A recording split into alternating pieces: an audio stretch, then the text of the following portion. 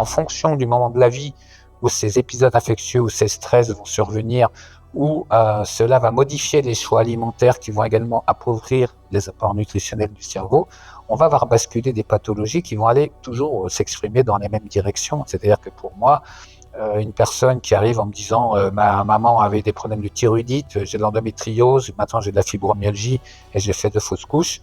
Moi, j'y pose 4 questions pour confirmer qu'on a affaire à un neuroatypique. Et elle me dit, c'est bizarre, en 4 questions, vous m'avez caractérisé, alors que les autres personnes étaient incapables de voir qui j'étais. Alors, ces questions, si vous voulez, je peux vous les énoncer si ça vous intéresse.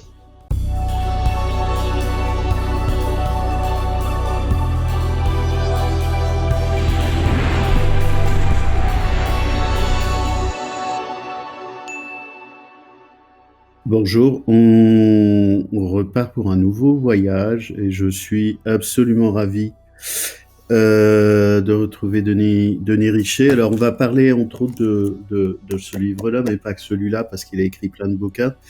On va parler du premier cerveau, du deuxième cerveau, parce que dans le monde de la douance, on parle un peu trop du cerveau externe, c'est-à-dire de celui au-dessus des épaules. Et on va voir tout ce qui se passe à l'intérieur. On a déjà un peu abordé le sujet, mais différemment avec le docteur Helfer que vous retrouverez sur ma chaîne, qui avait fait son DU de médecine interne et neurodiversité. Et là, on va se promener à l'intérieur des cerveaux, des microbiotes, de notre bazar. Vu qu'on est des prototypes, faut gérer les prototypes autrement. C'est un peu l'objet de ce qu'on va voir là-dedans, et surtout plus précisément, et surtout avec des gens appropriés, parce que sinon, ça craint quand même beaucoup. Voilà pour le sujet. Denis, merci d'avoir accepté cette invitation. Je suis ravi du voyage qu'on va faire.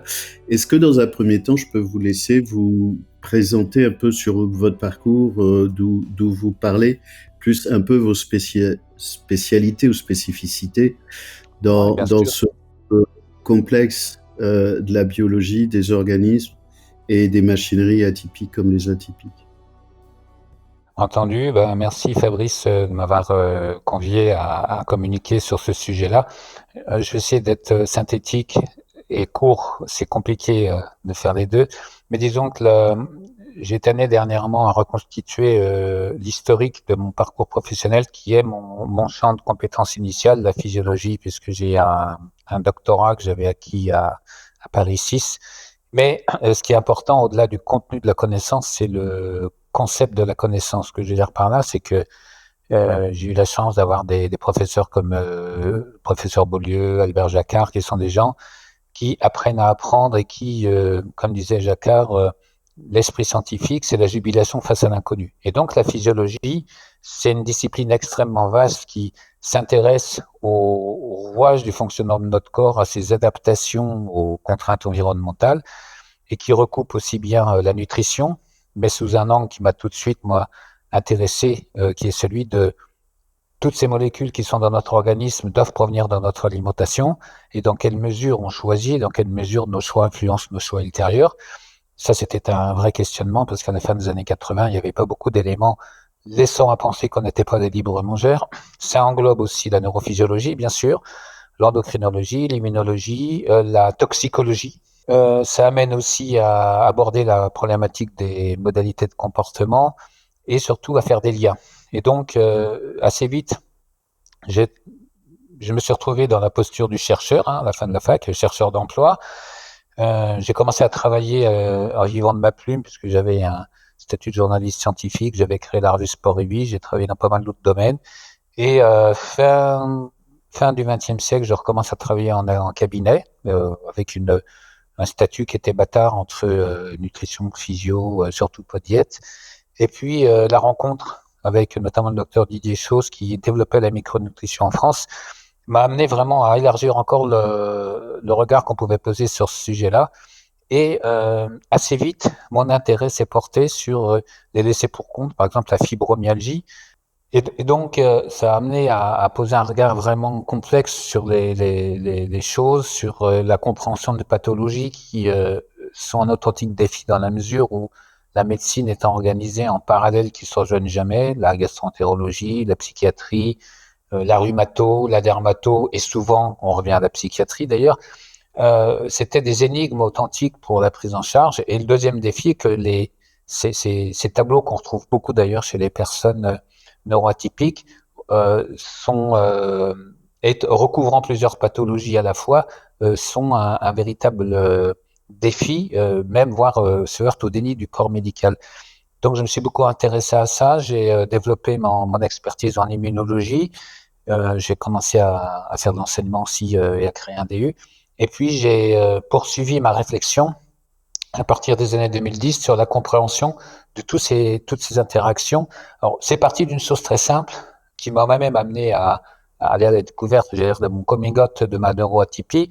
C'est que dans les outils qu'on utilise, il y a un questionnaire très intéressant qui s'appelle le questionnaire de Cohen, qui est un questionnaire à valider qui permet d'évaluer le niveau de stress auquel on peut être exposé.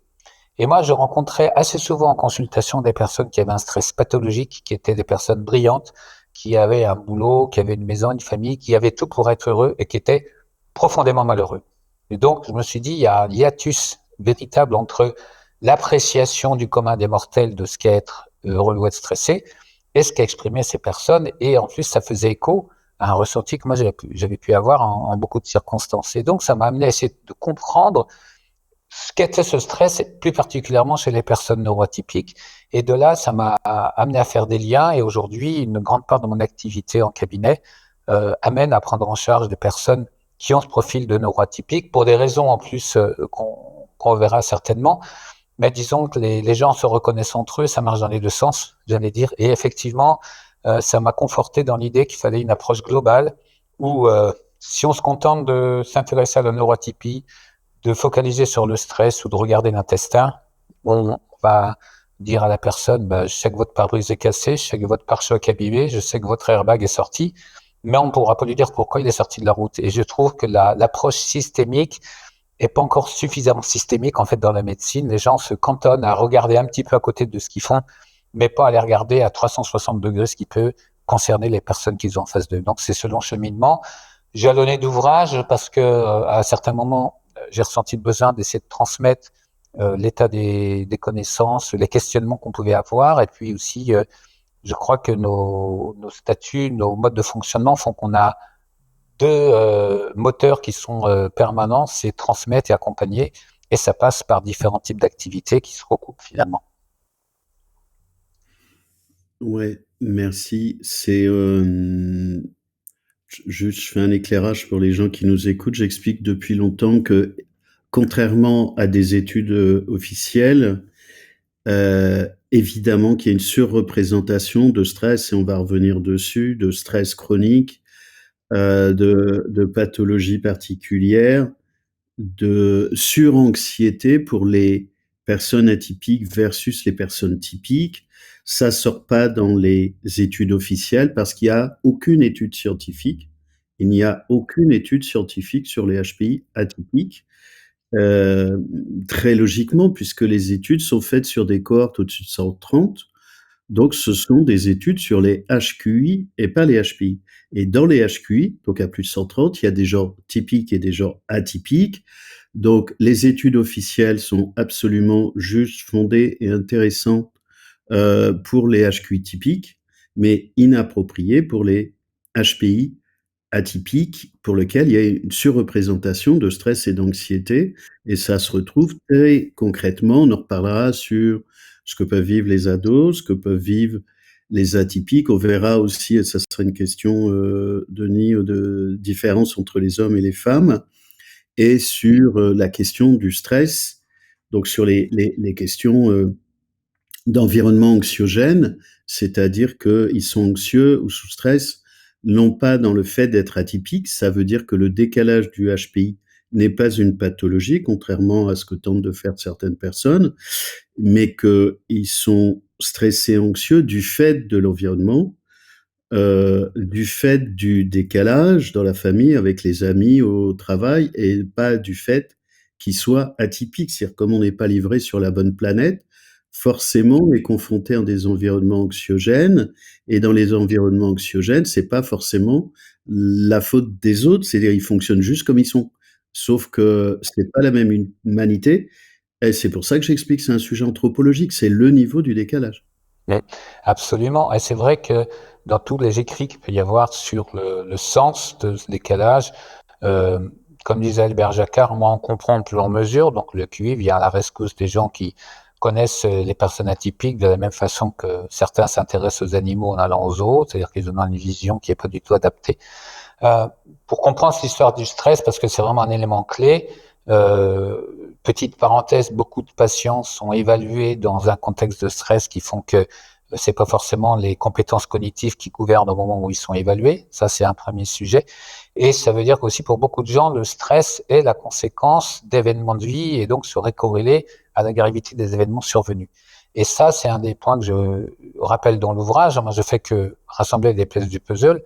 Il y a des psys qui ont travaillé sur le sujet aux États-Unis dans les années 80, c'est qui avaient, pour certains d'entre eux, établi une grille de cotation des événements pouvant survenir. Par exemple, un divorce, c'est 6 points, un veuvage, alors ça dépend si l'ex-épouse était riche ou pas, donc ça dépendait des points qu'on attribuait. Et les cobayes de l'étude racontaient leur vie, et puis au fur et à mesure, au gré des événements qui étaient racontés, il y avait une cotation qui venait traduire le niveau de stress supposé. Et en même temps, les auteurs de ce travail procédaient à la mesure du cortisol salivaire, qui est un marqueur biologique du niveau de stress, et il n'y avait aucune corrélation entre les deux. Ce qui veut donc dire que c'est pas la gravité des événements qui fait le stress, ce qui veut dire que déjà, d'entrée de jeu, ça disqualifie beaucoup de gens qui vont dire à un enfant qui est premier de sa classe, qui a 2 ans d'avance et qui stresse à l'idée de passer un examen, tu n'as aucune raison de t'en faire, tu réussis toujours. C'est-à-dire que le simple fait d'avoir une méconnaissance de la nature de ce stress euh, rajoute du stress à ce sujet qui va avoir l'impression, de plus, de ne pas être légitime dans sa souffrance. Ce qui amène à se poser la question de qu'est-ce qui constitue le stress, et là c'est bien établi, c'est ce qui est nouveau, ce qui est imprévisible, ce qui échappe au contrôle, et ce qui touche à l'ego. Et de ces 4 facteurs, le seul sur lequel on peut jouer, c'est le contrôle. D'où, dans des situations de stress extrême, des dérapages sur des TOC, des comportements d'hyper-contrôle. Mais ça amène à se dire finalement, de mon point de vue, quels sont les 2 facteurs de stress auxquels peut être confrontée la personne atypique. Le premier facteur de stress, mais qui finalement est pas si important que ça, c'est le juge intérieur qui est extrêmement sévère avec nous. Et moi, il y a une petite question que j'aime bien poser aux patients que je reçois, qui ont ce profil d'atypie, on va dire qu'on renifle à des kilomètres. J'ai en tête, par exemple, une jeune femme qui était responsable d'un service de chirurgie cardiaque. Et je lui dis, de votre point de vue, est-ce que l'exigence, c'est une qualité ou un défaut? Elle me dit, bah, moi, au départ, je pensais que c'était une qualité, mais c'est les deux à la fois. Donc, je dis, OK, et vous en pensez quoi? Bah, j'ai une coach qui me demande de lâcher prise et j'y arrive pas. Donc, je lui ai répondu, mais c'est pourtant un très bon conseil. Prochaine fois que vous opérez à cœur ouvert, vous sortez de la pièce, vous envoyez 3 textos et vous revenez signer le certificat de décès. Donc, elle me dit, bah, vous voyez bien que je suis condamné à être stressé parce qu'elle associe le stress à son exigence. Et là, je la regarde, donc elle avait 33 ans, elle n'avait pas encore acheté le bois pour faire la croix, ni les clous. Et je lui dis, mais vous exercez depuis combien de temps? Donc elle me dit, ça fait 3 ans. OK. Combien de gens vous avez déjà eu la chance de tuer? Et je reviendrai sur la modalité de communication que j'avais choisie, qui était volontaire, hein, sur la dérision. Elle me répond, j'ai jamais tué personne. Je dis donc, finalement, c'est pas votre exigence le problème, c'est l'incapacité qu'on a à regarder dans le rétroviseur pour se dire, finalement, à chaque fois que mon exigence a été mise au défi, même si je ressentais une tension, c'est ce que j'aime, c'est ce dont j'ai besoin, et je m'en suis toujours bien sorti. C'est cette incapacité à regarder dans le rétro qui fait que une élève qui est première de sa classe, qui a 2 ans d'avance, le dernier examen qui est super important pour elle, elle va quand même avoir peur de le manquer, quand bien même elle aurait toujours réussi jusque-là. Par contre, on ne doit pas lui dire, mais c'est ridicule d'avoir peur parce que tu as déjà réussi. L'idée, c'est de lui dire, pourquoi c'est aussi important pour toi, cet examen-là? Bah parce que c'est ce que souligne Carlos Tinoco, notamment, notre fonctionnement, c'est par rapport à l'angoisse de mort, où on gère cette angoisse de mort en réalisant quelque chose qui ait du sens. Donc, littéralement, c'est sur le dernier examen qui permet la certification, qui permet de réussir ce projet qui, on va dire, est vocationnel, l'idée de l'échec est insupportable. Quand bien même, tout avant justifie que la personne doit réussir. Et donc, pour moi, il me paraît évident de dire, mais c'est tout à fait normal d'avoir peur. C'est tout à fait normal d'avoir les chocottes de rater. Parce qu'on est fait comme ça.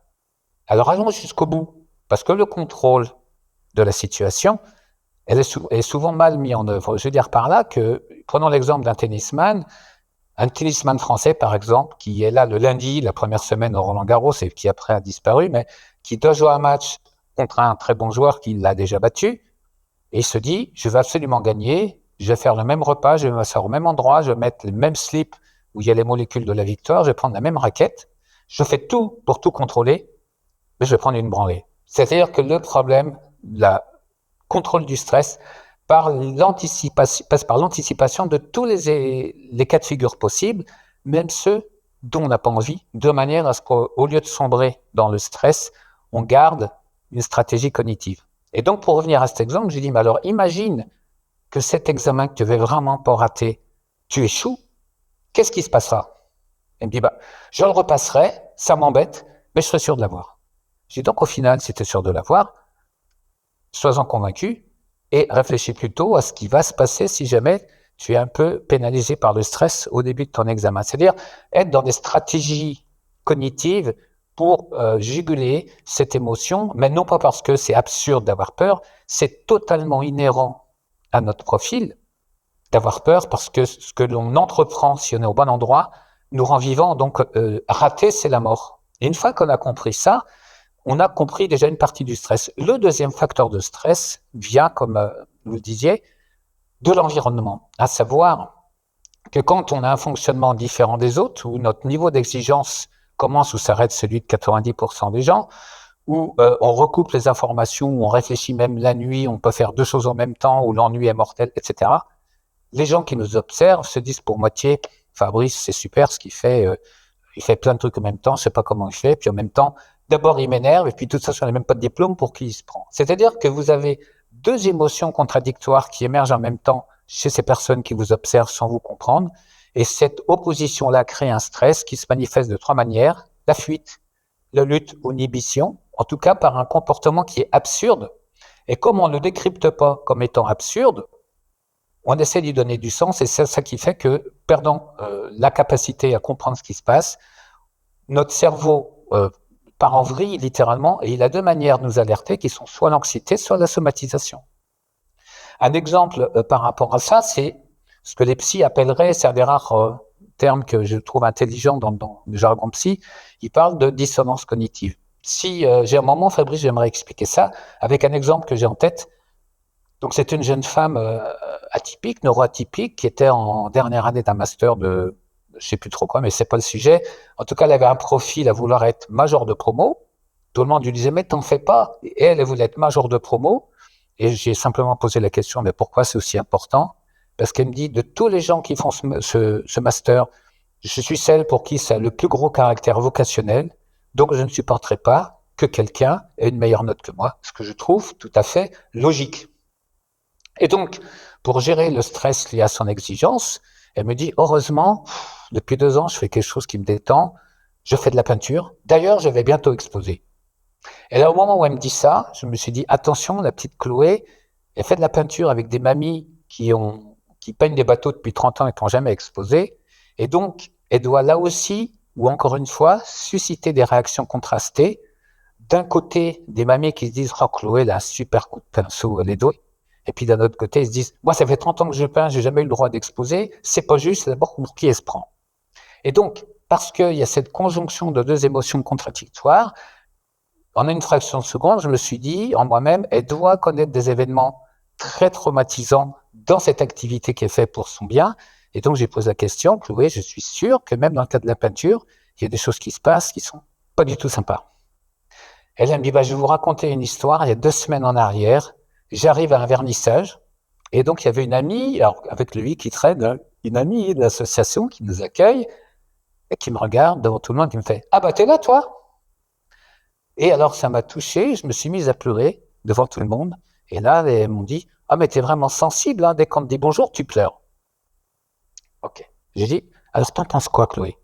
Elle dit « Ouais, je suis très sensible, je suis une hypersensible. » J'ai dit « On arrête 2 minutes, on rembobine le film, et maintenant c'est toi qui accueilles les gens. Tu les accueilles, qu'est-ce que tu leur dis? Ah bah bonjour, bienvenue, j'espère que vous allez vous régaler. Attention, c'est des impressionnistes, faut pas se mettre trop près, sinon on comprend rien. Ok. Et ça, c'est pas une attente démesurée, égotique, où on s'attendrait à dire, oh, t'es la meilleure peintre, t'es la plus belle. C'est pas quelque chose d'inapproprié qu'elle attend, c'est juste quelque chose de logique. Bienvenue, vous êtes là. Est-ce que c'est ce que son cerveau entend? Non, c'est là que se trouve la dissonance cognitive. Il entend quelque chose d'autre. Est-ce que son cerveau consciemment traite l'information? Non plus. C'est-à-dire, c'est comme quand on est au restaurant, qu'il y a 30 tables autour de nous, où il y a des gens qui parlent. Notre cerveau entend que les gens parlent, il n'entend pas les conversations. Donc, il écarte l'information qui est retraitée.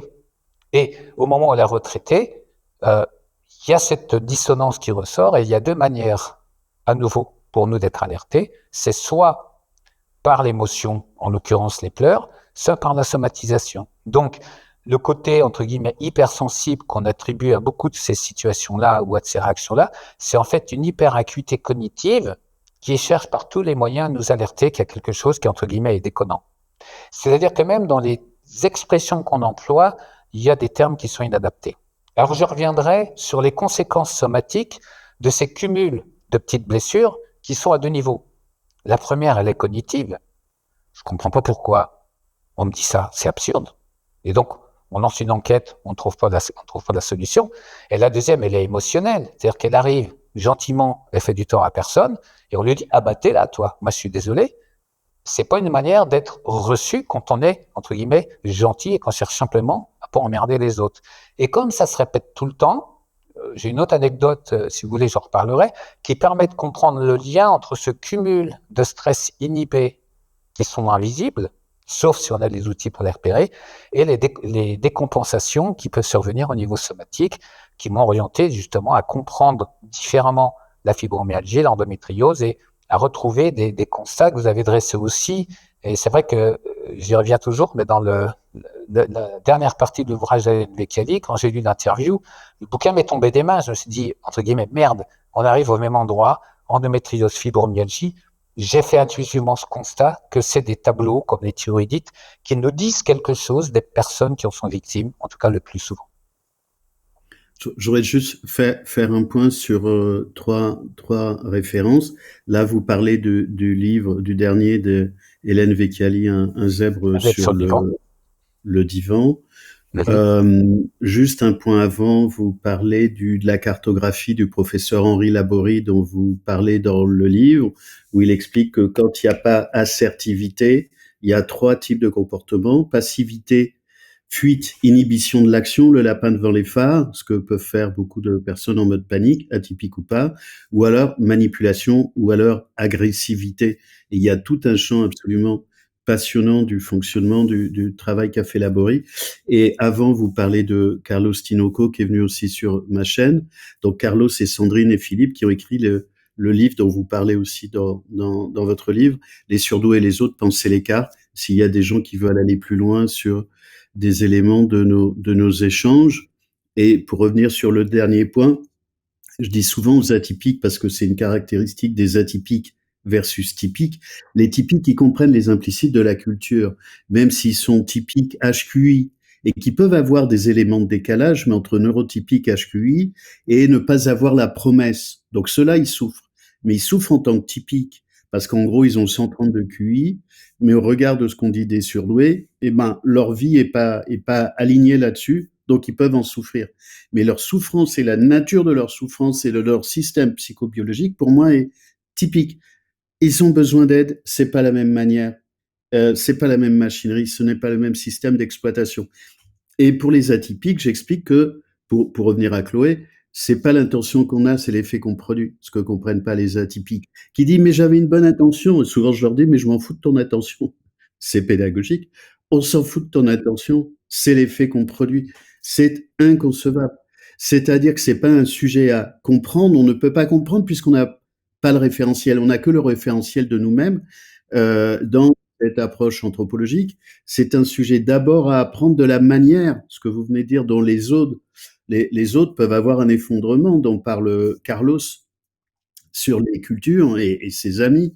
C'est-à-dire que on peut générer un effondrement chez les gens de la manière dont on interagit et qu'on déclenche des dissonances cognitives, un effondrement de leur structure psychologique du fait des dissonances, indépendamment de notre bonne intention, puisque les intentions, la culture, les paradigmes, les envies, ce qu'on veut faire, de vouloir faire le bien, tout le monde s'en fout. De vouloir faire le mieux, tout le monde s'en fout. D'être perfectionniste, tout le monde s'en fout. C'est-à-dire que c'est vécu comme un conflit d'ego. Et il y a une dimension esthétique, il y a une dimension qualitative où j'explique qu'il y a une double injonction paradoxale négative, ça c'est Palo Alto. C'est-à-dire qu'au regard de notre perfectionniste, ça va être la merde, y compris avec des problèmes de santé, et de l'adaptation au monde ordinaire qui est de la moyenneté, de la médiocrité. C'est-à-dire que dans les deux cas, on n'est pas content. Donc dans les deux cas, on va générer des acidoses. Où j'explique pour les atypiques qui n'auraient pas compris, c'est-à-dire que le plafond des neurotypiques est en dessous du plancher des atypiques. Le plafond des neurotypiques est en dessous du plancher des atypiques. Et de leur dire, lâche prise, va faire de la merde, parce que c'est l'objectif, sinon tu vas mourir, euh, c'est pédagogique, hein. C'est aller reconsidérer le rapport au monde parce que la vie passe très vite et c'est rendez-vous dans le système biologique parce que tout ça, c'est le corps qui va payer la facture. Ouais. Et alors, pour rebondir là-dessus, j'ai une autre anecdote qui, je pense, va permettre de faire des liens encore plus précis. Je donnais une formation en Suisse en mai 2022 où je parlais justement d'intestin et cerveau. Et il était 9h15, je dis, je vais ouvrir sur le stress. Donc, il était 9h15, il y a un samedi matin, 70 personnes dans la salle, ils avaient l'air contents et tout. Donc, je leur demande, à votre avis, est-ce que vous avez déjà connu un stress aujourd'hui? Bon, ils me regardent un peu ébahis, il y a même les spécialistes du premier rang qui étaient là, qui disent, nous, on a même eu le temps de méditer ce matin, ils avaient fait les bons élèves. Et puis, je les regarde, je leur dis, je vais vous montrer que c'est pas vrai. Donc, ils m'attendent un peu surpris. Et je leur demande, voilà, quand vous êtes parti de chez vous ce matin, tôt, est-ce que vous avez entendu quelqu'un vous dire spontanément, c'est une chance incroyable de vivre avec quelqu'un qui veut toujours apprendre, qui travaille le week-end, qui se pose toujours des questions, qui réfléchit tout le temps, qui s'arrête jamais, qui peut même changer de métier régulièrement au cours de sa vie. C'est vraiment une chance incroyable. J'adore, j'adore, j'adore. Bon. À votre avis, il y a combien de mains qui se sont levées? Zéro. Zéro. J'aurais dit, est-ce que vous avez entendu quelqu'un vous dire, mais t'es encore parti ce week-end, t'es jamais là, tu sacrifies la vie de famille, et en plus, je me demande à quoi tout ça te sert, j'ai l'impression que t'en fais jamais rien. Là, il y a 15 Bravo. mains qui se lèvent. Il y a 15 mains qui se lèvent. Je leur dis, est-ce que ce que vous avez entendu est juste au sens justesse, c'est-à-dire qu'on va au cognitif, au sens justice. Et là, comme la question en cache une autre qui est de se dire finalement, est-ce que c'est pas tout le temps comme ça que ça se passe? Et comme vous savez jamais pourquoi ça se passe comme ça, c'est extrêmement anxiogène. Parce qu'en gros, dès que vous bougez un doigt ou dès que vous ouvrez la bouche, vous prenez une tuile sur la tête alors que vous avez aucune raison d'en prendre. Donc les gens ont la tête du poisson qui n'a pas vu la mer depuis 15 jours. Ils me regardent comme si ils n'avaient pas accès à ce que j'avais expliqué. Donc je dis, je vais pousser l'absurde jusqu'au bout. Sur le plan cognitif, imaginons que vous formiez un week-end par mois pendant 2 ans, vous avez une certification qui vous permet d'exercer et de demander des niveaux de rémunération plus élevés. Dans 2 ans, vous irez voir votre mari et votre épouse en lui disant, écoute chérie, je suis désolé, tu te rappelles ces vacances aux Seychelles dont tu rêvais tant, à cause de moi, vous êtes obligé d'y aller. C'est-à-dire que le reproche, simplement d'un point de vue du raisonnement qu'on fait à quelqu'un de vouloir progresser dans son activité, d'un strict point de vue cognitif, il n'a pas de sens. Et d'un point de vue émotionnel, que quelqu'un qui vit sous votre toit vous reproche cet engagement, cette détermination, plutôt que d'être affalé dans le canapé à regarder des séries en bouffant des chips, là aussi, ça paraît bizarre. Donc, quand j'ai poussé ces deux raisonnements jusqu'au bout, ils ont commencé à se rendre compte que ce qu'ils avaient entendu était absurde, c'est-à-dire que ça témoignait du stress de leur interlocuteur ou interlocutrice. Et donc, j'ai demandé à ces 15 personnes qui avaient la main levée, maintenant ne baissent la main que celles qui ont fait ni burn-out, ni maladie auto-immune, ni endométriose, ni fibromyalgie. Et là, il n'y a aucune des 15 mains qui ne s'est baissée. Et je leur dis, voilà la démonstration de l'impact chronique du stress inhibé qu'on ne voit pas, de toutes ces situations anormales qu'on essaie de rendre normales, en essayant de faire rentrer à tout prix le logiciel des typiques dans notre cerveau d'atypique. Et à un moment donné, ça n'entre plus, sauf que comme il y a un décalage entre le moment où ces agressions, telles que je les appelle, surviennent et le moment où on décompense, c'est des personnes qui vont se retrouver en souffrance et qui vont être dans l'impossibilité, malgré leur intelligence, d'établir des liens des liens complets entre on m'a dit ça, il s'est passé telle chose, et aujourd'hui j'en suis là. Et pourquoi plutôt ces pathologies systémiques? C'est largement en lien avec la nature du profil de flore intestinale et du profil immunitaire qui a présidé, de mon point de vue, à l'apparition de ce cerveau atypique. C'est-à-dire que ce qui est un atout au moment de la période fétale peut devenir un inconvénient lorsqu'on est confronté à des situations qui nous mettent en état d'urgence. J'y reviendrai un peu plus loin, mais là, le type de décompensation pathologique qu'on va rencontrer chez les atypiques est spécifique du monde immunitaire qui a constitué leur cerveau. Alors j'ai 2 questions. Vous l'abordez un peu dans le livre. Enfin, j'ai plein de questions, mais je vais essayer de pas trop mettre le bazar. C'est depuis des années, j'explique, mais je sais pas le défendre. C'est-à-dire, je suis sûr, mais je sais pas l'argumenter, que la douance démarre dans le ventre et que il y a une vie de la douance intra-utérine, et quand on naît, on a déjà une vie de douance. Et la deuxième chose, en quoi est-ce que la douance serait liée exclusivement à la nature du microbiote ou au choc du microbiote ou la manière dont il se défend? Donc il y a à la fois la question de la douance intra-utérine et qu'est-ce que ça génère et qu'est-ce que ça produit. De la même manière que moi j'ai vu des atypiques dans les dizaines de milliers que j'ai vus, qui ont des mémoires intra-utérines, de leur vie intra-utérine. Donc la douance intra-utérine, et 2, les liens entre un microbiote tout à fait particulier. Est-ce que la douance est exclusivement due au microbiote ou à quelque chose d'autre? Parce que j'ai pas de réponse à cette question. Ok. Ou les Alors, deux. j'ai beaucoup réfléchi à cet élément qui est important. La première chose, c'est quand on parle de mémoire intra-utérine, il y a un élément que j'avais entendu en cours à l'époque sur le sommeil, sur le rêve, par Jouvet, qui était un des spécialistes du rêve, qui était venu faire aussi une conférence à Jussieu, qui expliquait que quand on crée un souvenir, on a un codage d'ADN. C'est-à-dire qu'en transgénérationnel, il y a un phénomène épigénétique qui nous transmet dans nos bagages des émotions et des souvenirs associés à des événements survenus sur d'autres générations. Ça fait partie vraiment des éléments à avoir à l'esprit.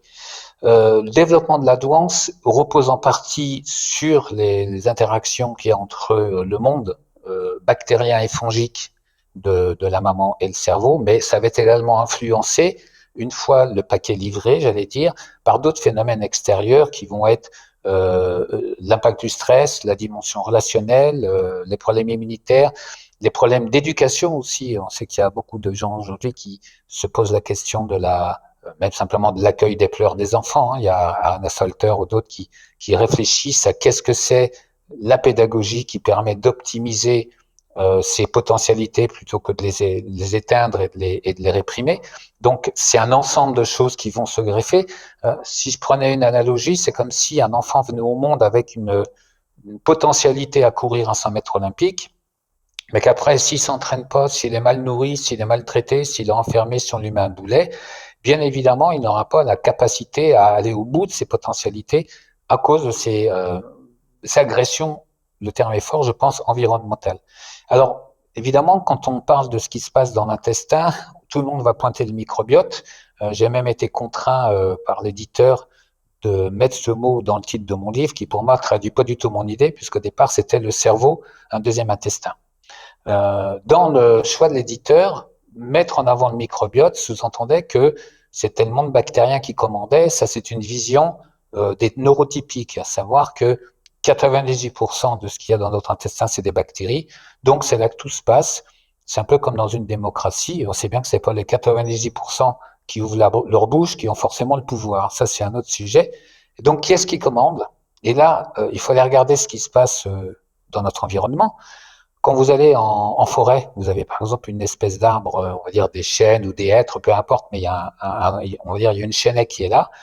Au pied des arbres, vous avez toujours les mêmes champignons qui poussent, et qui entrent en lien par leur mycélium avec les racines de l'arbre et qui vont en outre sélectionner les espèces bactériennes qui vont vivre en synergie avec l'ensemble. Et pour être allé visiter un site en Espagne, en Galicie, où les gens travaillent spécifiquement sur de la mycothérapie, ils vous expliquent que si vous détruisez des champignons, l'arbre est attaqué par des bactéries qui vont de ce fait devenir pathogènes. Et c'est exactement le même équilibre qui existe dans l'intestin.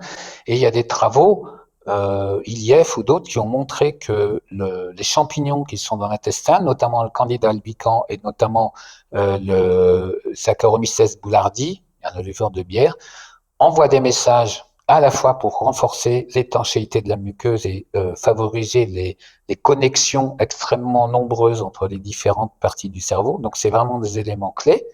Et ce qui prend évidemment à contre-pied l'idée habituelle que défendent beaucoup de praticiens, que le candidat, c'est un ennemi à abattre. Alors en fait, la vision est plus complexe que ça, à savoir que, je prends souvent l'analogie, ce candidat albican qui est dans l'intestin, c'est un petit peu le sanglier des garrigues du sud de la France. C'est-à-dire que le problème se pose pas par sa présence, mais il se pose par sa surabondance, par l'absence de belettes, l'absence de lapins, l'absence de renards, l'absence de licornes. C'est-à-dire qu'en fait, sous l'influence de facteurs extérieurs qui peuvent être immunitaires, qui peuvent être liés au stress, ce candidat prolifère, il change de forme, il développe un filament plus important qui est le mycélium, et ce mycélium crée les réactions croisées avec le gluten, avec la thyroïde, augmente la perméabilité intestinale, et donc va constituer une bombe à retardement authentique qui, lorsque le stress et les niveaux de contrainte vont dépasser les capacités de tolérance, eh bien, ça va déclencher toutes ces pathologies systémiques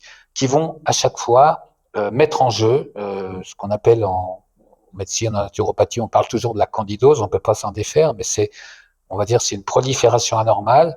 Le champignon choisit les bactéries qui lui sont favorables, donc on va obligatoirement trouver des profils de ce que les savants appellent des dysbioses. Vous êtes content, avant vous aviez un syndrome de l'intestin irritable, maintenant vous avez une dysbiose et puis vous avez un SIBO.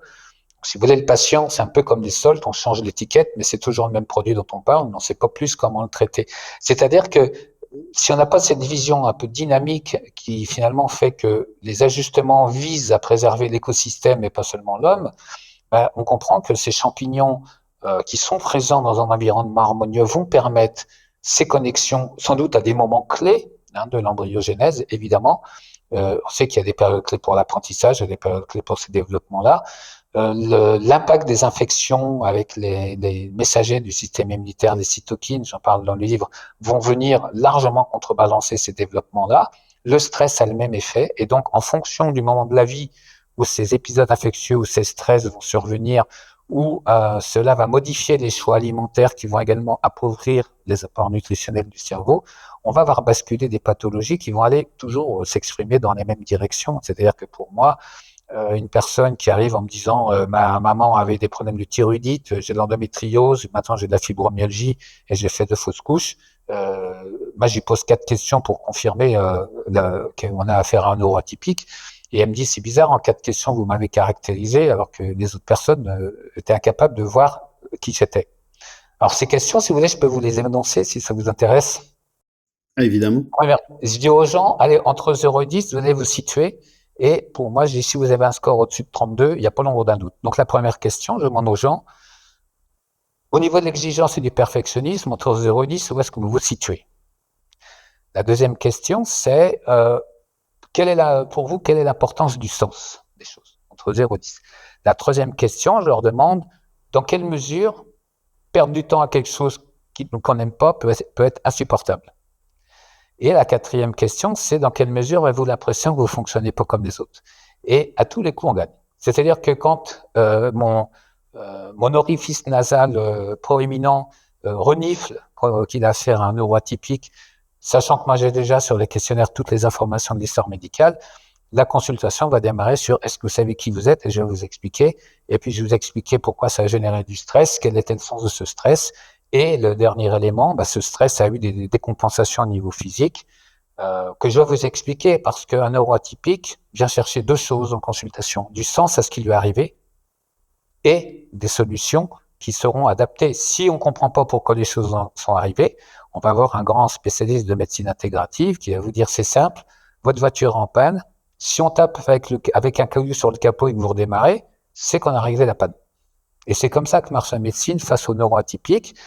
Et ça crée un stress parce qu'on a un autre gros défaut, je ne sais pas si vous êtes d'accord avec moi, c'est la loyauté. C'est-à-dire, on ne veut pas faire subir à l'autre ce qu'on a subi et on est extrêmement respectueux de la compétence supposée de l'individu qui est en face de nous. Et donc, si on a quelqu'un qui nous dit, vous arrivez avec un profil de neuroatypique qui est au bout de sa vie, avec une thyroïdite, un stress chronique, qu'on vous dit, alors, vous avez un SIBO, il y a une partie de vous qui dit, bon, bah, cette personne, je la respecte, elle a une blouse blanche et tout. Denis, c'est quoi un SIBO? Un C'est quoi un SIBO, c'est SIBO? syndrome de intestinal bacterial overflow. C'est un terme anglais qui veut simplement dire qu'il y a un déséquilibre bactérien. Depuis Molière, il y a une chose qui a changé en médecine, c'est la hauteur des chapeaux. Hein, c'est clair. Et donc, la personne repart avec un diagnostic. Il y a une partie d'elle qui se dit, ah bah, cette personne connaît son sujet, puis une partie d'elle qui dit, mais il se fout de moi. Et donc, à nouveau, on est dans la dissonance cognitive et la personne va ressortir avec un stress important. Et le regard qui est posé est quand même assez terrible puisque c'est des personnes qu'on va accuser de nomadisme médical. On les imagine avec leur roulotte faire le tour des spécialistes plutôt que de dire que c'est un constat d'incompétence médicale puisque si le neurotypique trouve quelqu'un qui le prend en charge, il va absolument pas prendre sa roulotte pour aller voir un autre. C'est-à-dire que déjà, dans la manière d'apprécier les choses, il y a un côté extrêmement dépréciatif qui est posé sur le neurotypique, qui met en zone d'inconfort, parce que quand vous arrivez, vous devez en voir des gens comme ça, avec une thyroïdite, une endométriose, que vous avez lu plein de choses sur le candidat, sur le gluten, etc., et que vous expliquez aux spécialistes ce que vous pensez qu'il faut faire, c'est imprévisible, ça échappe au contrôle, ça touche à l'ego. Donc, vous le mettez en stress et il adopte 3 attitudes possibles. L'inhibition, donc il dit rien, il fait vivement qu'il se barre. La fuite, c'est oui, bah, si vous voulez, si ça vous fait pas de mal, c'est bien. Et puis la lutte, c'est mais je suis spécialiste, de quoi vous venez me parler? Le gluten, c'est pas vrai. Et donc, là aussi, alors qu'on arrive avec beaucoup de bienveillance et d'espoir, on repart en ayant pris un scud supplémentaire sur la tête parce que même dans le cadre de la prise en charge, dans 90% des situations, le neuroatypique va être confronté à des personnes qui sont peu en mesure de réfléchir correctement, mais qui vont être très très vite mises en état de stress par la présence d'un martien dans leur salle de consultation. J'ai une question sur ce dont on a parlé avant, puisque c'est extrêmement fréquent chez les atypiques et j'en parle régulièrement, que ça soit les dysbioses, candidoses, j'ai bien entendu le message, on va revenir là-dessus, les thyroïdes hypo-hyper-Hashimoto, sur ça y est, j'ai perdu l'autre truc, sur l'endométriose, merci, sur les fibromyalgies ou les maladies de Lyme, qui est aussi une autre construction. Est-ce que tout ça est dû à l'origine au candidat, avec un rappel qui est super important de ce que vous dites, c'est que le candidat, s'il reste à sa place sur un écosystème de flore intestinale approprié, il n'est pas dangereux, c'est juste que ça parle plus de l'environnement que du candidat qui fait symptôme d'un système en déséquilibre. Absolument, c'est en fait l'énoncé de ces différentes pathologies les plus vraisemblables amène à les considérer dans une dynamique qui est adaptation, suradaptation, désadaptation. C'est-à-dire qu'il y a aussi un biais de raisonnement sur les maladies auto-immunes. Par exemple, il y a beaucoup d'immunologistes qui parlent des prédispositions génétiques, HLA, DR3, DR4, peu importe comment on les nomme. Donc, finalement, qui amène à exprimer aux patients que cette pathologie, génétiquement, vous étiez programmé pour la faire. Mais on leur dit jamais pourquoi c'est à 37 ans et 8 jours à 7 heures du matin que je la démarre. C'est-à-dire que les facteurs environnementaux vont influer très fortement sur le démarrage de ce logiciel, en quelque sorte. Et de tous ceux qu'il faut considérer, le plus important, évidemment, surtout chez les neurotypiques, c'est le stress. Sachant que le stress, par son influence chronique, peut perturber les deux aspects de l'immunité qui sont à la fois la défense, donc face à d'autres infections, et la tolérance, c'est-à-dire comment est-ce que des problèmes auto-immuns peuvent survenir. Je reviendrai là-dessus dans un instant. Et vous parliez de la maladie de Lyme. Il y a un autre gros biais de raisonnement et de prise en charge aujourd'hui en médecine sur ces pathologies. Il y a quelques médecins, Besson et Horowitz, par exemple, qui ont eu une tentative louable de construire des questionnaires qui reposent sur des comment dirais-je, un répertoire de symptômes fréquemment rencontrés chez des patients pour qui le diagnostic de Lyme ou de candidose a pu être posé. Et donc, quand les patients vont sur Internet, par exemple, puisque les médecins ne leur en parlent pas et qu'ils récupèrent ces questionnaires et qu'ils les remplissent, ils arrivent en posant eux-mêmes un diagnostic, j'ai un Lyme et une candidose. Mais en fait, c'est pas si simple que ça. À savoir que quand il y a une candidose, il peut y avoir une hyperperméabilité intestinale qui elle-même est associée à certains symptômes. Il peut y avoir des réactivations virales, herpès, Covid ou autres. Il peut y avoir un effondrement des neurotransmetteurs. Et donc, tous ces symptômes d'origine différente peuvent cohabiter, de sorte qu'ils laissent à penser qu'ils soient tous la conséquence du candidat, ce qui n'est pas le cas. Même chose pour le questionnaire de Horowitz, c'est la maladie de Lyme. Quand je faisais le DU, en 2015, il y avait une antenne du DU donc, qui était à Poitiers, une autre qui était à La Réunion. Évidemment, à La Réunion, quand on abordait la question de l'immuno, j'ai utilisé ce questionnaire au moment où il y avait le chikungunya qui faisait des siennes là-bas.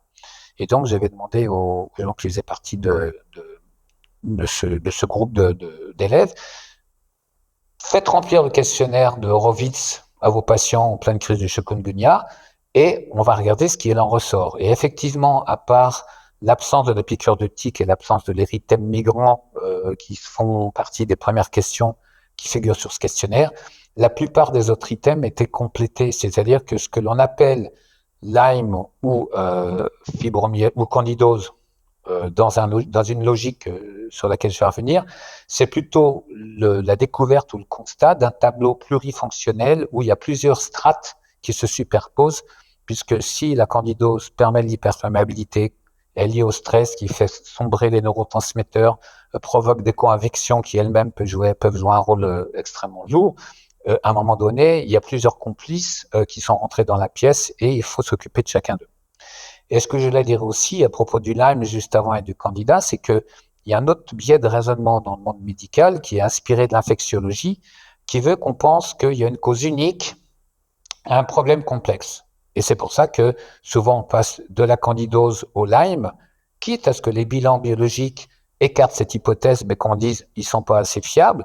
Et puis quand la prise en charge qui est orienté sur le Lyme ne porte pas ses fruits, on passe à l'étape suivante et on dit aux gens, vous avez des problèmes de métaux lourds. Et en fait, on cherche une réponse exclusive qui expliquerait tout, plutôt que de se dire quel est l'ordre des événements tels qu'ils se sont déroulés, tels qu'ils sont survenus, qui expliquent qu'il y a un certain nombre d'effets dominos, comme je les appelle, qui se succèdent les uns des autres. Ce qui veut dire que dans la prise en charge, si on traite que la candidose et qu'on néglige évidemment la dimension du stress que tu as déjà un petit peu évoqué, si on néglige les co-infections, si on néglige l'impact de l'hyperperméabilité, si on néglige que les choix alimentaires qui sont dictés par la candidose vont contribuer à un statu quo et donc il y a des déficits aussi, eh bien on va juste mettre de la rustine sur la coque du Titanic et dire aux passagers, vous pouvez continuer de danser, dans 3 jours on est à New York. Et donc les thérapeutes en échec face à ces situations-là vont plutôt s'escrimer à chercher le meilleur complément alimentaire, le vitamine C liposomal, le glutathion hyperactif, pensant que la solution est bien dans l'hypertechnicité du complément, alors que c'est d'abord et avant tout un problème d'appréhension d'une situation complexe. Ce qui veut dire, je pense que vous commencez à le comprendre, que si on n'a pas le cerveau spécifique du neuroatypique, on peut pas prendre en charge un neuroatypique, non seulement parce qu'on comprend pas son cerveau, mais on comprend pas non plus ce qui se passe au niveau de son organisme quand il décompense. Je pense qu'il y a à la fois la manière dont un atypique peut prendre en charge une approche pluridisciplinaire en même temps, du fait de son fonctionnement cognitif et du fait de comprendre les autres qui ont des bizarreries tout à fait atypiques. J'avais deux questions. À l'époque du chikungunya à La Réunion, il y a une élue, d'ailleurs, qu'on a fait les frais, qui parlait d'utiliser le chlorure de magnésium pour le chikungunya. Et dans la famille des herpès, un truc qui manifestement est pas très bien connu des gens, mais qui déclenche dès qu'il y a une baisse de terrain immunitaire, c'est la mononucléose, c'est aussi le BV, Epstein-Barr virus, qui soigne Ouais. avec le valacyclovir et qui redéclenche sur 45 jours à chaque fois que le terrain descend. Alors, on est sur un sujet qui est passionnant parce que comment dire, La vision de l'immunité est un peu restrictive, mais je vais introduire les choses peut-être en 5 minutes. Je pense que ça va passionner les gens qui nous écoutent. Initialement, le rôle de notre système immunitaire, c'est faire la différence entre soi et non soi. Donc jusque-là, on se dit, c'est très simple. Mais ça devient très vite compliqué quand on sait qu'on a 10 puissance 14 bactéries et des champignons dans l'intestin. Alors, est-ce que c'est soi ou non soi? Donc là, les adeptes de la théorie du grand remplacement vont dire que c'est pas soi. Ceux qui sont plutôt ouverts vont dire c'est nous, mais c'est nous sans être nous. Donc notre système immunitaire doit apprendre à composer avec les informations qu'il reçoit. Et par ailleurs, au cours de l'évolution, il y a de l'ADN viral qui a intégré notre propre ADN. On a 10% de notre ADN qui est de l'ADN viral, notamment les protéines de la gaine de myéline sont des protéines d'origine virale. C'est ce qui permet de comprendre que si on subit une infection, par exemple à l'herpès, qui est ce qu'on appelle un super antigène, c'est-à-dire qu'il peut mobiliser 30% de notre système immunitaire à lui tout seul. C'est un super Poutine immunitaire en quelque sorte. Bon, et vous allez avoir des réactions croisées, c'est-à-dire que le système immunitaire va confondre des protéines du soi qui sont d'origine virale et des protéines virales. D'où le lien qui est souvent fait entre herpès, virus de la famille de l'herpès et sclérose en plaques, ou aussi les coronavirus et la maladie de Guillain-Barré, ou les liens qui ont entre thyroïdite et candidose. C'est ce qu'on appelle en immunologie l'homologie antigénique. Donc ça, c'est un élément qui est vraiment, vraiment délicat. Et par ailleurs, une fois qu'on a eu l'herpès, une fois qu'on a eu le zona, une fois qu'on a eu le Covid, qui est un rétrovirus, ils peuvent régulièrement se réactiver quand le contexte s'y prête, c'est-à-dire exposition à l'altitude, stress, dénutrition protéique, dénutrition glucidique. Le régime cétogène est un allié imparable des réactivations virales, par exemple. Je suis désolé de le dire pour tous les gens qui pensent qu'on n'est pas des omnivores. Et ça, c'est des facteurs supplémentaires qui peuvent, quand le contexte s'y prête, favoriser ces réactivations. Et donc, on doit pouvoir identifier à l'instant T ce qui joue un rôle. Vous êtes pour ou contre les régimes comme cétogène ou FODMAP? Alors, régime FODMAP, au départ, c'est un régime de gastro-entérologue qui est apparu il y a 15 ans en arrière, qui est dans l'évitement du symptôme. C'est-à-dire, si je mange pas des aliments qui me provoquent des ballonnements, ça ira bien. Si j'évite le gluten, ça va bien. Si j'évite les laitages, ça va bien. Si j'évite ce qui amène des pesticides, ça va bien. Et je meurs de faim en bonne santé. C'est-à-dire qu'à un moment donné, si on pousse la logique jusqu'au bout du régime GAPS, par exemple, de Natasha Campbell, il y a des réels problèmes qui se posent. J'ai une anecdote à ce sujet-là, parce que j'ai fait partie, un petit moment, du réseau Chronimède, qui était animé par Luc Montagnier, enfin, initié par Luc Montagnier, animé par mon ami Philippe Raymond. Point commun de tous les gens qui en faisaient partie, ils ont dévissé leur plaque ou ils sont partis à l'étranger. Ça, c'est des avatars de ce qui se passe depuis 5 ans. Et donc, moi, on m'avait demandé d'expliquer l'approche nutritionnelle et de parler aussi de l'hyperperméabilité intestinale. Et j'avais fait une diapo où j'avais listé 40 aliments plus l'eau. Et au fur et à mesure que je déroulais les chapitres du livre de Natasha Campbell, je barrais les aliments qui devaient être évités. Et il restait le blanc de poulet, les haricots verts et l'eau. Et je disais, quand on a une vision de nutritionnistes qui s'inspirent des travaux de certains anthropologues comme Claude Fischler, qui disent on est des omnivores, notre microbiote s'est adapté à ce statut d'omnivore et les besoins nutritionnels sont interdépendants les uns des autres. Plus on restreint nos choix alimentaires, plus on restreint les équilibres bactériens, plus on restreint nos apports nutritionnels. Donc, les seules restrictions qui me semblent justifiées, c'est celles qui mettent en cause des aliments qui participent directement au niveau symptomatologique, au niveau immunitaire, à la situation, notamment la réaction croisée gluten-candida que j'évoquais tout à l'heure, et à 1 degré moins de caséine et staphylo. Et puis, un autre facteur sur lequel je reviendrai peut-être, qui est que certains des fragments de ces protéines, des petits peptides, comme on les appelle, c'est des molécules qui ont 8 ou 10 acides aminés, s'appellent les exorphines et se comportent comme des anti-CBD, c'est-à-dire que c'est des antagonistes des endorphines, vont être impliqués dans des problèmes d'addiction, d'anxiété, de douleur. Je m'y suis beaucoup intéressé dans le cas de la fibromyalgie et si vous voulez, je reviendrai sur qu'est-ce que c'est que la douleur de la fibromyalgie.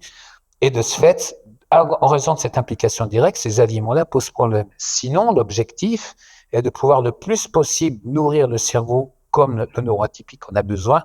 Et c'est certainement pas la restriction alimentaire qui va permettre un élargissement des réseaux cognitifs. Moi, ça me semble tout à fait inconcevable de traiter des pathologies liées à au mauvais traitement des aliments, parce que tout commence avec l'industrie agroalimentaire. Donc, les aliments qui posaient aucun problème en posent parce qu'ils ont été modifiés et trafiqués. Et pour régler le problème, on supprime des aliments. C'est-à-dire qu'on ne va pas pouvoir boucler la boucle de cette manière. Et il faut plutôt, quand on parle des maladies de civilisation, c'est un autre sujet, mais parlons un peu moins des maladies, parlons un peu plus de la civilisation. On trouverait peut-être davantage de clés pour que les gens soient en meilleure santé. Ça, c'était une parenthèse, mais le régime d'éviction répond à une stratégie de, on va dire, limbique de gestion du stress chez les thérapeutes, à savoir que face à une situation compliquée, c'est plus le cerveau intelligent, c'est plus le préfrontal qui commande, c'est le limbique qui cherche des solutions toutes faites dans sa boîte à outils. Et donc, il sort des réponses toutes faites. C'est le Lyme, c'est les métaux lourds. Et donc, le régime FODMAPS, après, il y a le SAMA. Le SAMA, c'est syndrome d'activation mastocytaire. J'y vais revenir. C'est une énorme ânerie, cette histoire aussi. Et donc, parce qu'on va avoir un régime à connotation savante et qui est nouveau, Andy Warhol disait que chacun veut son quart d'heure de célébrité. Il y a beaucoup de gens qui appliquent son principe dans le monde médical. On pense avoir une solution miraculeuse qui court-circuite un raisonnement complexe. C'est-à-dire que vous arrivez comme neuroatypique qui a mal au ventre, on vous dit c'est un SAMA ou il faut faire un régime FODMAPS, on vous change de pare-brise, on vous change de pare-choc, on vous a pas sorti de la voiture du fossé, je suis désolé. Alors justement sur le SAMAP, alors j'ai toujours j'ai toujours sur les étagères chikungunya et chlorure de magnésium, mais je voulais vous parler du SAMA. C'est Mathilde qui est venue sur ma chaîne, qui est à la fois THP plus Bazar plus Otis plus SAMA. Moi, on m'a fait un diagnostic de début de SAMA, comme vous venez de le dire. Donc, syndrome d'activation mastocytaire aiguë avec des problèmes histaminiques. Et donc, si on reste sur le SAMA ou sur le chikungunya, comme vous voulez, et j'ai entendu dans mes conférences des personnes atypiques qui, ayant le SAMA, avaient un SED, syndrome d'Ehlers-Danlos, ou ayant un SED, avaient le SAMA. Voilà, je vous mets tout ça en vrac. Ça fait encore des étiquettes en plus. Pour moi, le SAMA, c'est un énorme pipeau. Je vous explique pourquoi. Déjà, 80% de l'histamine circulante provient de l'activité de certaines cellules qui s'appellent les mastocytes et 20% restant viennent d'alimentation. Alors, la question à 100 francs qui se pose, c'est qu'est-ce qui provoque une activation excessive des mastocytes? Il y a deux facteurs, le stress chronique et la candidose. Donc, finalement, quand on parle du SAMA, on restreint le regard sur une situation complexe en pensant qu'il y a une cause nouvelle, inconnue, qui explique tout, ce qui permet de faire l'économie d'un questionnement plus global. Moi, je ne pratique jamais le régime SAMA, je ne demande jamais aux gens de se méfier de l'histamine. Par contre, on prend en charge les candidoses prolifératives et le stress. Ça, c'est la première chose. Concernant le chlorure de magnésium, c'est un peu violent comme stratégie, mais l'idée de traiter avec des antiviraux, moi je fais beaucoup plus de la phyto, de la mycothérapie, mais aussi, encore une fois, quand on sait que ce qu'on appelle l'immunité cellulaire, les défenses antivirales peuvent être largement affectées par un niveau de stress chronique, encore une fois, si on ne s'occupe pas du sens du stress du neuroatypique, on va lui amener des stratégies visant à améliorer son système immunitaire, il ne va rien se passer parce que on va finalement mettre un plat sur une jambe de bois, mais on ne va pas améliorer sensiblement la situation. C'est pour ça que la démarche d'accompagnement optimal d'un neuroatypique nécessite de bien caractériser tous les éléments qui participent au problème et une approche systémique amène à hiérarchiser. C'est-à-dire que souvent, quand vous lisez certains auteurs, je pense aussi à Martha Herbert aux États-Unis ou Mike Lavera en Espagne, il y a le stress oxydant, l'inflammation, il y a le problème digestif, le problème du gluten, il y a la méthylation. Et on se dit, putain, il faut que je passe à table maintenant, ça va être compliqué. Alors que on se rend compte que souvent, il y a un facteur principal qui crée une désadaptation et tous les autres en découlent. Moi, ce que j'ai montré dans le cadre du travail mené auprès des sportifs, par exemple, c'est que le stress oxydatif survient principalement quand il y a une perturbation immunitaire importante. Et j'ai eu le plaisir de lire sous la plume de Luc Montagnier dans l'ouvrage Mieux que guérir, prévenir, que pour lui, le stress oxydatif, c'était une conséquence des problèmes immunitaires, que les problèmes de méthylation, j'explique en deux mots, la méthylation, en fait, c'est des processus qui permettent d'allumer ou d'éteindre certains gènes qui vont ensuite participer aux pathologies. Et effectivement, parmi les acteurs nutritionnels qui contrôlent ce phénomène, il y a la vitamine B6, la B9 et la B12. Et en fait, ce qui est extrêmement curieux, c'est que quand j'ai commencé à m'intéresser aux problèmes de fertilité, qui était aussi dans ce grand melting pot, plus de 50% des femmes qui avaient dû faire des FIV ou qui étaient en échec étaient déficitaires en B12. Alors, il ne s'agissait pas d'une secte de véganes qui n'arrivaient pas à se reproduire pour le plus grand bonheur des autres, mais ça traduisait qu'il y avait des problèmes d'assimilation ou des problèmes d'auto-anticorps qui pouvaient exister. Pareil pour la B9. Ce qui veut dire que les conséquences que ces déficits avaient sur la méthylation n'étaient que des conséquences d'une perturbation immunitaire qui se trouvait en amont. Et en fait, comme je dis souvent, dès qu'un problème est chronique, il y a une cause immunitaire derrière, et tout ce qui en découle, que ce soit sur la détox, sur les problèmes inflammatoires, les problèmes oxydatifs, de méthylation, c'est des conséquences des énormes perturbations liées à l'activation du système immunitaire dans ces systèmes où il y a tout qui est parti, qui a perdu le contrôle en fait, y compris au niveau hormonal. Quand le système immunitaire n'est plus en mesure de nous protéger efficacement, c'est branle-bas de combat à tous les étages, et les pathologies qui s'expriment à travers des symptômes hormonaux sont pas forcément d'origine hormonale, c'est même très rarement le cas. Et là aussi, la vision académique de la médecine qui sépare ces différents problèmes et qui les traite avec un égal niveau d'importance, c'est pas une approche systémique, puisque en haut de la pyramide, on a les problèmes immunitaires et le stress, et tout le reste à la base de la pyramide, c'est la conséquence du dialogue de sourds qui s'instaure à un moment donné entre le système immunitaire et les processus qui mettent en jeu des perturbations émotionnelles. Et bien évidemment, le neuroatypique, quand il est confronté à un stress chronique qui commence à décompenser des problèmes immunitaires, il va aller très très loin aussi, lui, dans l'expression clinique.